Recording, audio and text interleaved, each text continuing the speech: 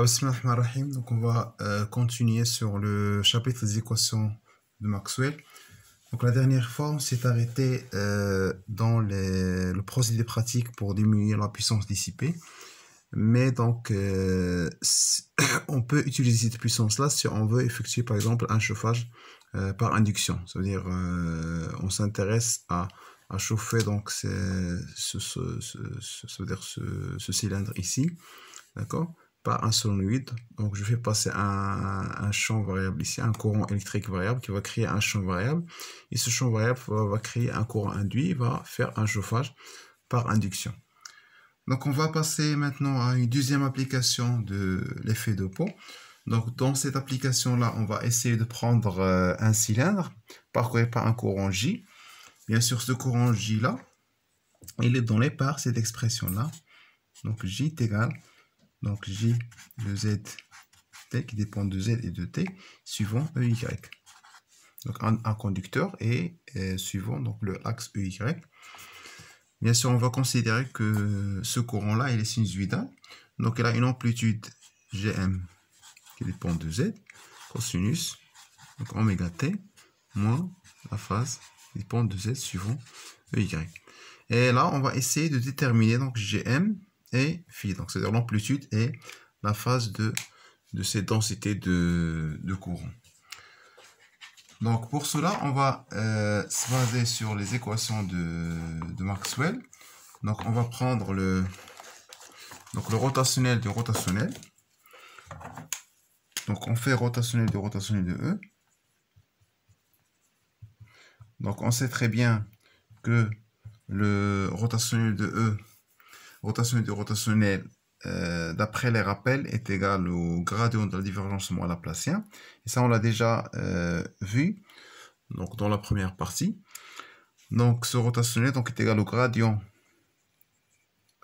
de la divergence de E moins laplacien de E. Alors, ici, on est dans un conducteur. Donc, on sait très bien que dans l'approximation des régimes quasi-stationnaires, on sait très bien que dans le conducteur, on a la loi d'Ohm, elle est vérifiée, donc est égal à gamma fois E. Et on sait très bien aussi que ρ égale à 0. Et bien sûr, le courant ça veut dire le courant donc, mesuré epsilon0 d de E sur d de t, il est négligeable devant le courant de conduction J. Alors, ici, on sait très bien que la divergence de E est égale à ρ sur epsilon0, donc ça va être égal à 0. Donc, divergence or, donc ça va nous donner divergence de E est égal à ρ sur epsilon0. C'est la forme locale du théorème de Gauss, donc est égal à 0. Donc ça va nous donner donc moins laplacien de E, donc ça va être donc moins laplacien de E égal, donc ça c'est 0, et le rotationnel du rotationnel, donc on va remplacer donc le rotationnel de E par moins d de B sur d de T. Donc c'est moins rotationnel, donc d de B sur d de T. Car on sait très bien que le rotationnel de E, pardon, est égal à moins d de B sur d de T. D'accord? Ça, c'est la forme locale de Maxwell-Faraday. Donc, on va remplacer le E, donc moins laplacien de E est égal. Donc, on va l'écrire ici, égal à moins, donc d rond sur d rond de T, du rotationnel de B. Alors, on sait très bien que le rotationnel de B est égal à mu0 J plus le epsilon 0, donc plus mu0 epsilon 0 d de E sur d de T. On sait très bien que dans un conducteur, j'ai déjà signalé ça, donc le J, donc la norme de J, de JT, elle est négligeable devant la norme de J. Donc bien sûr, avec ce courant de déplacement, c'est, donc ici c'est plus mu0 GT, et ce courant de déplacement, elle est nulle. Donc ce courant de déplacement, je rappelle que c'est égal, donc GT est égal à epsilon 0 d de E sur d de T. Alors, dans un conducteur, ce courant de déplacement-là, elle est négligeable. Donc c'est-à-dire que ici, moins Laplacien de E, ça va être, donc on peut éliminer le moins, donc d rond sur d rond de T, donc de rotation de B de mu0 J. Et on va aussi appliquer donc la loi d'Ohm, donc J est égal à gamma fois E, ça veut dire que E est égal à 1 sur gamma J. Ça veut dire qu'ici, on peut mettre ça, c'est égal à 1 sur gamma Laplacien de J. Alors, ici, on a le Laplacien de J, c'est un Laplacien vecteur. Donc, qu'est-ce qu'on va faire? On va prendre cette équation-là et on va faire une projection sur EY, car on sait que J est suivant EY. Alors, déjà, on va écrire l'équation.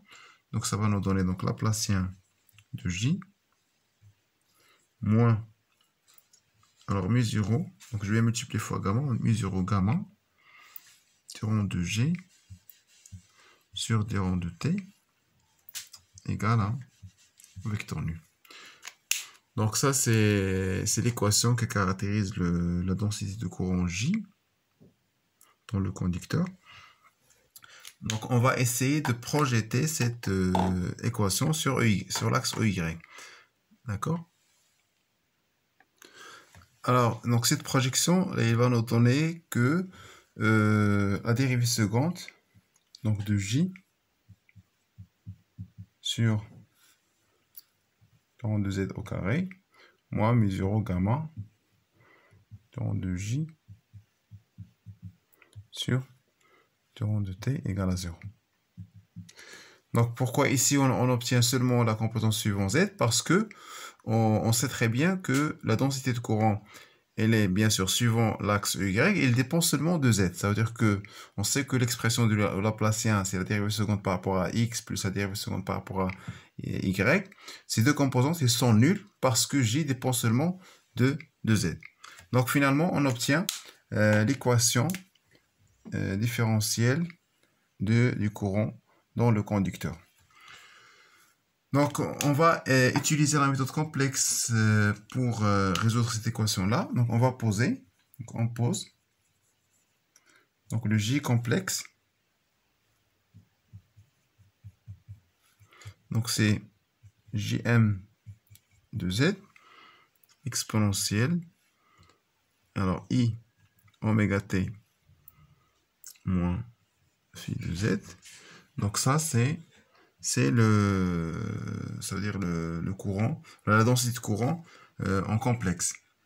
Donc on voit très bien que cette représentation complexe, donc il va nous simplifier donc cette équation là. Donc on va écrire l'équation. Bien sûr, on peut exprimer l'amplitude complexe par donc Gm Z et exponentielle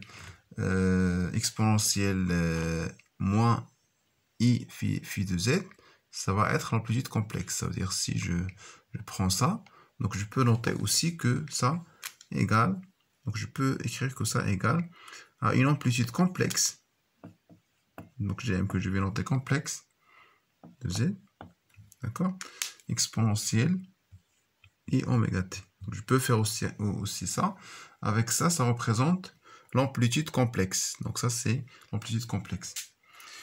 Donc quand on va remplacer ici, donc on va faire la dérivée, bien sûr, on va passer en complexe, c'est-à-dire on va noter ça en complexe. et on va donc dériver donc ça par rapport à z. Donc ça va rester la dérivée par rapport à z. Donc ce qui va être simplifié, c'est la dérivée par rapport au temps, car on sait très bien que dans la notation complexe, le fait de dériver par le temps, donc on revient à multiplier fois i oméga. Donc ça va nous donner, donc cette équation-là, ça va nous donner donc la dérivée seconde de j m de z. Donc on peut noter complexe, exponentielle et oméga t. Je remplace, je vais dire en 2z au carré. Je remplace ici par le complexe, moins mu0, donc gamma. Je vais multiplier fois i oméga. I oméga, donc gm de z complexe exponentielle i oméga t. Et ça va être égal à 0. Donc, bien sûr, vous voyez très bien ici que je peux simplifier le terme exponentielle et oméga t. D'accord? Et comme ça, j'obtiens seulement l'équation avec l'amplitude complexe. Donc, finalement, on obtient donc l'équation de l'amplitude complexe. Donc, je ne sais pas si je l'ai noté Gm ou bien Zm, donc, mais c'est Gm, donc l'amplitude complexe, c'est Gm de Z. Donc là, on va résoudre cette équation-là. Donc, on va essayer de faire l'équation caractéristique. Donc, l'équation caractéristique, vous savez très bien. Donc, on va faire R au carré moins donc mu0 gamma I oméga égale à 0. Donc, c'est-à-dire que R au carré, donc R au carré est égal à mu0 gamma I oméga. D'accord?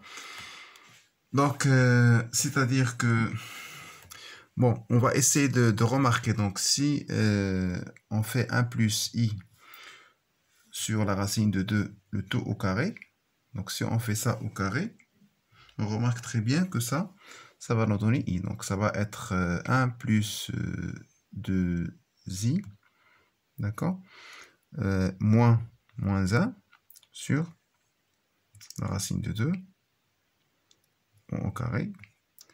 Donc, c'est 2i sur 2, donc c'est i. Donc, on remarque que ça, c'est i. C'est-à-dire que ça, donc ça va être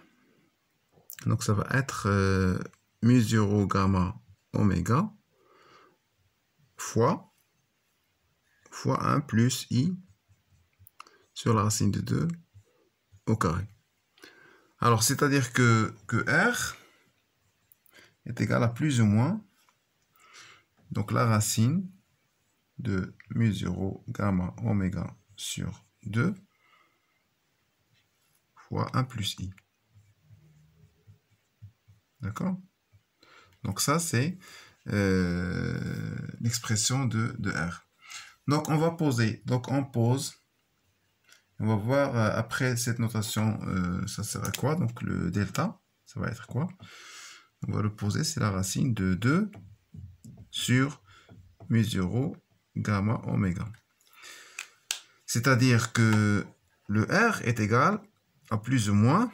Donc ici, c'est 1 plus i sur delta. D'accord? Donc la solution de l'équation, donc ça va être donc Gm, toujours bien sûr en complexe de Z, est égal donc à un terme, donc A exponentielle. Donc les deux solutions qu'on a trouvées pour l'équation caractéristique, donc 1 plus i sur delta Z plus B exponentielle moins donc 1 plus i sur delta Z. Bon, donc on va voir que A doit être nul. Donc le terme A, ce terme-là, donc A doit être nul. Pourquoi? On va voir. Doit être nul. Alors pourquoi il doit être nul? Donc la constante A, en quelque sorte, il doit être nul. Pourquoi? Parce que, donc si on fait le module ici, de ce terme-là, A exponentielle, donc 1 plus I sur delta Z. Donc, quand le Z, donc, il tend vers l'infini, donc ça, c'est... Donc, déjà, on va essayer de tendre ça vers plus l'infini. Donc, on sait très bien que ça est égal à A, donc la valeur absolue de A, exponentielle Z sur delta. Donc, ce terme-là, on voit très bien qu'il tend vers l'infini. D'accord? Donc, ce terme-là, il tend vers l'infini quand je tends Z vers plus l'infini. Alors, c'est-à-dire que ici, donc physiquement, la solution doit être finie. Donc, puisque ce terme-là, il tend vers l'infini, donc forcément, le A doit être nul pour avoir un terme qui est fini. Car on a une solution finie. Donc, car physiquement, il n'y a pas une grandeur de courant qui est infinie. Donc, en général, les grandeurs physiques, ils sont finis. Donc, la solution, ça va être quoi? Donc, Gm de Z, ça va être égal à B exponentielle moins donc 1 plus I sur delta fois Z.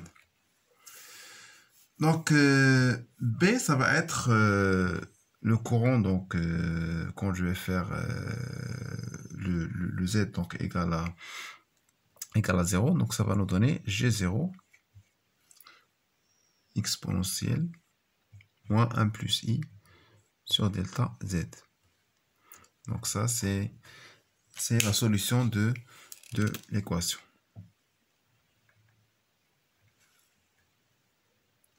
Donc, finalement, on obtient donc l'expression de J.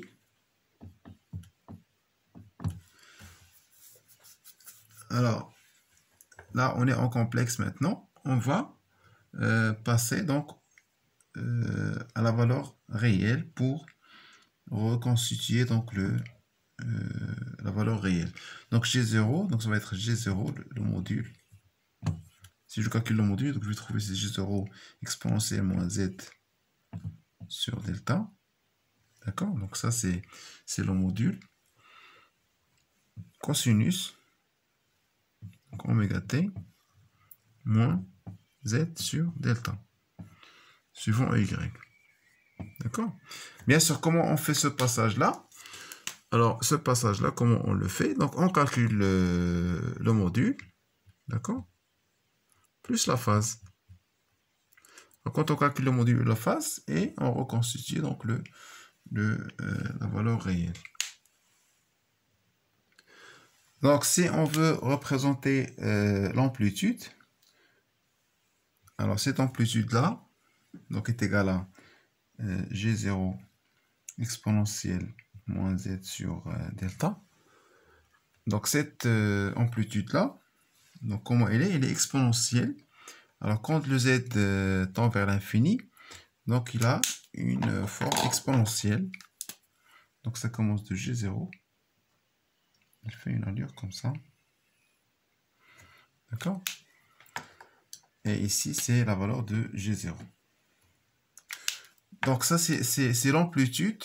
Alors, qu'est-ce qu'on remarque dans cette amplitude-là? À un certain moment, il devient nul. D'accord? Alors, c'est-à-dire que c'est ce qui caractérise donc l'effet de Poe. Donc, si je prends le conducteur, alors on a dit que le J est le suivant EY. EY, c'est ça. Et ça, c'est le EZ. Donc, on voit très bien que donc, la pente de cette courbe-là, c'est delta. Si vous vous rappelez très bien de ce delta-là, qu'on a déjà posé, qui est égal à la racine de 2 sur mu 0, donc gamma oméga.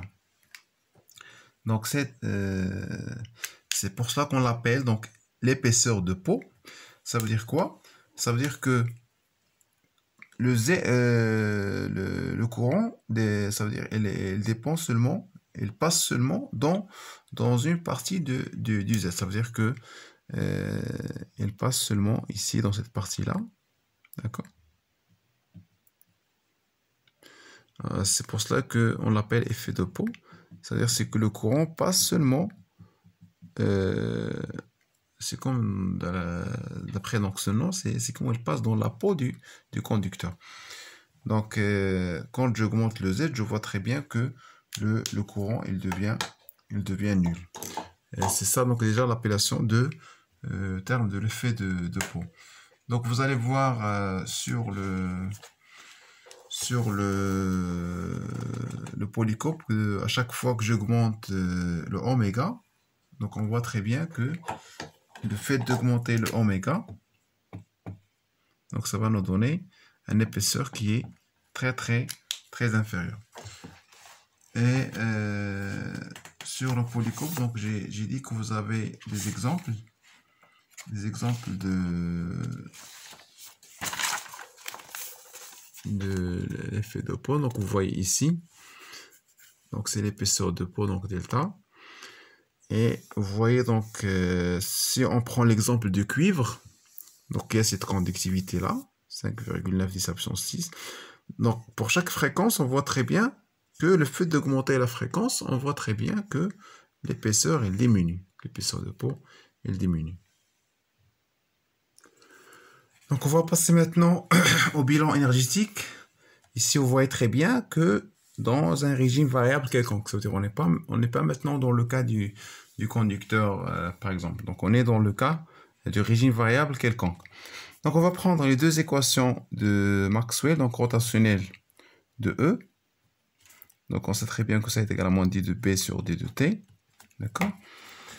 Et bon, c'est Maxwell-Faraday et la forme locale de théorème de Gauss, le théorème d'Ampère, pardon, rotationnel de B est égal donc à mu0, donc à mu0 J plus y0 d de E sur d de T. Alors, ce qu'on va faire, on va multiplier scalairement donc la première équation par B et la deuxième équation par E. C'est-à-dire ici, je vais obtenir quoi? B fois rotationnel de E est égal à moins B, donc d de P sur d de T. Ici, donc je vais la multiplier par E, donc ça veut dire que je vais obtenir E, scalaire, donc rotationnel de P est égal. Donc ici, je vais multiplier fois E, donc mu0. On sait que le produit scalaire, donc ça va nous donner J, E, ça veut dire E scalaire J ou bien J scalaire E, c'est la même chose. Donc J scalaire E plus, alors plus mu0, donc y0, E scalaire, donc d de E sur d de T. Donc ça, c'est la multiplication de chaque équation. On a pris deux équations de Maxwell. La première, on la multiplie fois B. La deuxième, on la multiplie fois E. Donc on va faire maintenant ça moins ça. D'accord? C'est-à-dire on va faire E rotationnel de B moins B rotationnel de E. D'accord? Alors, on va voir pourquoi on a fait ça. Car on a une relation que nous avons vue dans les rappels. On va la voir tout à l'heure. Donc, on continue. Donc, E rotationnel de B moins B rotationnel de E. Ça va nous donner quoi? Donc, je vais prendre E rotationnel de B ici. Donc, ça va être mu0 GE plus mu0 y0, donc E, théorème de E, ici E, sur théorème de T. Alors, moins avec le moins, ça va nous donner plus B théorème de B sur théorème de T. D'accord? Alors, donc je peux ici factoriser par mu0, facteur de J scalaire E. Alors, plus. Alors maintenant, si je prends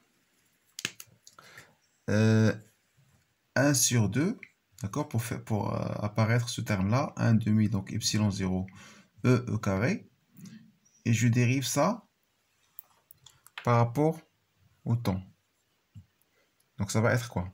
Donc ça va être 1 sur 2 fois epsilon 0 fois 2. Alors fois d rond de E sur d rond de T. D'accord? Fois E. D'accord?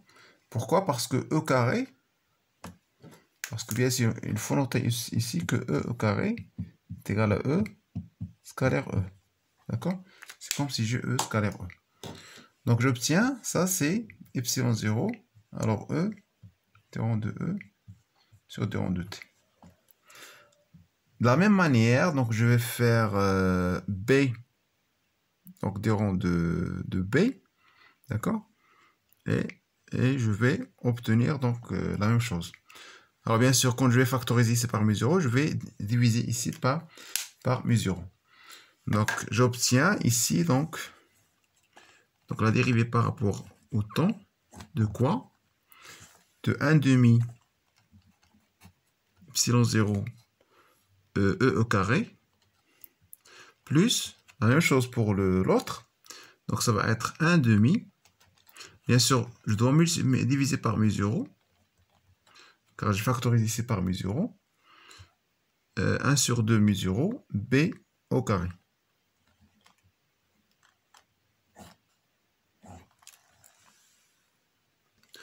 Alors, si vous revenez donc dans les rappels, donc vous allez trouver que la divergence de U vectoriel V est égale à moins U rotationnel de V plus V rotationnel de U. Alors, c'est-à-dire que ici, si je veux l'appliquer ici, donc ça va nous donner ici moins la divergence de E vectoriel B. Donc, si vous appliquez donc divergence de E vectoriel B, ça va vous donner pareil ici, donc moins E rotationnel de B. Donc avec le signe moins, ça va nous donner E rotationnel de B. D'accord? Donc finalement, on obtient donc cette équation-là en forme locale. C'est-à-dire que moins d rond de ça, on va voir c'est quoi ça. Donc 1/2 epsilon 0 E carré plus B au carré sur 2 mu0. D'accord? Donc je vais ramener ça ici. Bien sûr, je dois diviser par mu0, car ça c'est multiplié par mu0. Donc est égal. Donc quand je vais diviser par mu0, donc ça va se simplifier, ça va nous donner donc J scalaire E plus la divergence de E, donc vectoriel B, sur mu0. Et donc finalement, on obtient donc l'expression de la forme locale, ou bien l'équation locale de la conservation de l'énergie électromagnétique. Bien sûr, on va noter que ce terme-là, c'est la densité volumique d'énergie électromagnétique. Il se compose donc d'une densité volumique d'énergie électrique et d'énergie magnétique. Et on va noter donc Pi, c'est le vecteur de Poynting, donc E vectoriel B sur mu0.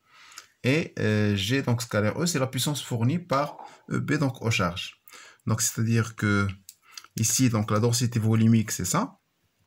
C'est une énergie donc électrique plus une énergie magnétique qui est égale à 1/2 donc epsilon 0 E au carré plus B au carré sur 2 mu0. C'est la densité volumique d'énergie électromagnétique. Le vecteur de Poynting, c'est pi, donc est égal à E vectoriel B sur mu0. Et la densité de puissance, c'est J scalaire E. Donc J scalaire E, c'est la densité de puissance fournie par EB aux charges. Donc maintenant pour la forme intégrale, donc on va prendre la forme locale qu'on a déjà montrée. Donc on va prendre un volume V, et pour calculer l'énergie électromagnétique contenue dans ce volume-là, ou bien dans le volume contenu par englobé par cette surface-là, donc ça va être l'intégrale de la densité, d'accord, qu'on a déjà définie, la densité électromagnétique des deux taux. Et comme ça, donc on obtient D de EM, ça veut dire la variation de cette énergie-là, Donc ça va être l'intégrale de la variation. Et on sait très bien que ça, c'est la forme locale qu'on a déjà montré. On va remplacer. Donc ça va nous donner donc l'intégrale sur la divergence plus l'intégrale, triple intégrale sur J scalaire E. Et on sait très bien, d'après le théorème de Green-Ostrogradski, donc l'intégrale sur la divergence de D de taux, de divergence de P de taux, c'est double intégrale sur une surface sigma qui est englobée par ce volume-là de P de S. Et comme ça, on obtient la relation de la forme intégrale. Ici, c'est la variation d'énergie emmagasinée dans le volume V. Ça, c'est la puissance donc, fournie aux charges par donc, effet Joule. Et la puissance échangée par l'extérieur. Donc, c'est une déduction qu'on a déduite à partir de la forme locale. Il suffit de faire des triples intégrales. Et comme ça, on retrouve la forme intégrale.